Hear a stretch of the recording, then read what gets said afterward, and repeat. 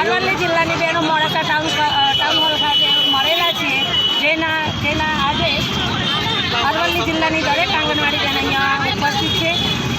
આજની અમારી માગણી છે કે 2018 પછી કેન્દ્ર સરકારે એક પણ રૂપિયાનો વધારો કર્યો નથી, જે આજ સુધી કર્યો નથી. તો 23 જુલાઈએ જે બજેટ બહાર પડવા જઈ રહ્યું છે એની અંદર અમારો કંઈક વધારો થાય. આગામી દિવસોની અંદર અમે 3 મહિના સુધી ખૂબ જ હડતાલો કરી, આંદોલનો કરે, પણ સરકારે અમારું સાંભળ્યું નથી. તો સરકારશ્રીને અમારું વિનંતી છે કે આગામી બજેટમાં અમારા માટે કંઈક રજૂ કરે, કારણ કે ગુજરાત સરકારે જ આમ તો જાહેર કર્યું છે લઘુત્તમ વેતન 495 રૂપિયા. તો અમને પણ જો તમે મજૂર વર્ગમાં ગણો ને તો પણ અમારું લઘુત્તમ વેતન 495 રૂપિયા એટલે કે તમારે અમને આપવું જોઈએ.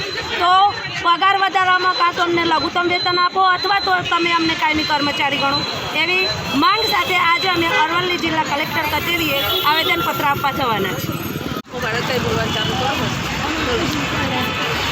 આજે દેશભરમાં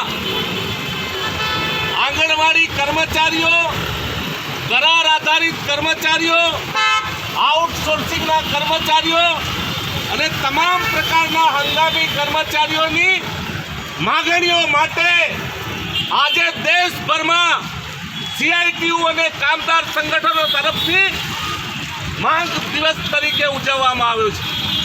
અમે ગુજરાત આંગણવાડી કર્મચારી સંગઠન અને centre of Indian trade union CITUના તરફથી આજે અરવલ્લી જિલ્લાના મોડાસા ખાતે આજે આંગણવાડી કર્મચારી, આશા વર્કર અને કરાર આધારિત કર્મચારીઓની માગણીઓ લઈને આજે દેખાવો યોજી રહ્યા છે. મોદી સરકાર છેલ્લા 14 વર્ષથી 10 વર્ષથી કેન્દ્રમાં છે. 2018 પછી કેન્દ્ર સરકારે આંગણવાડીના કર્મચારીઓના પગારમાં કોઈ વધારો કર્યો નથી કે કોઈ લાભ આપ્યો નથી.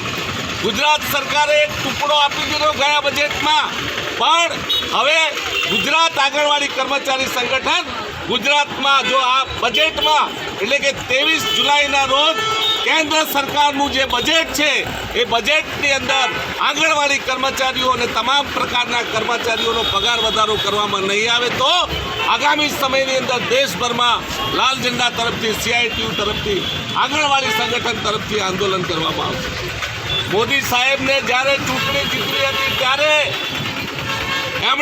એમણે કહ્યું હતું કે મારી બહેનો 15 પૈસાનો પોસ્ટકાર્ડ લખજો, પણ આ મોદી સાહેબ દિલ્હી ગયા પછી, દિલ્હીની ગાદીએ બેઠા પછી કોઈ દિવસ મારી બહેનોની ખબર લેવા આવ્યા નથી.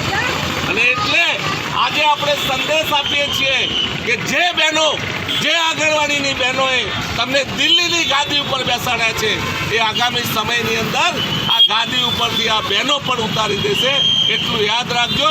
એટલે આ તમારી જે બહેનો તમે કહેતા હતા તો એ બહેનોનો ભવિષ્યનો વિચાર કરીને તાત્કાલિક આ બજેટ આવે છે, બજેટમાં પગાર વધારો કરજો, નહીં તો આ આંગણવાડીની બહેનો જ્યારે તમે જશોદા મૈયા નામ આપ્યું હતું એ રણચંડી બનીને પછી તમારી સામે યુદ્ધના મોરચે આવશે અને એમની માગણીઓ નહીં માનવામાં આવે ત્યાં સુધી લડત ચાલુ રહેશે.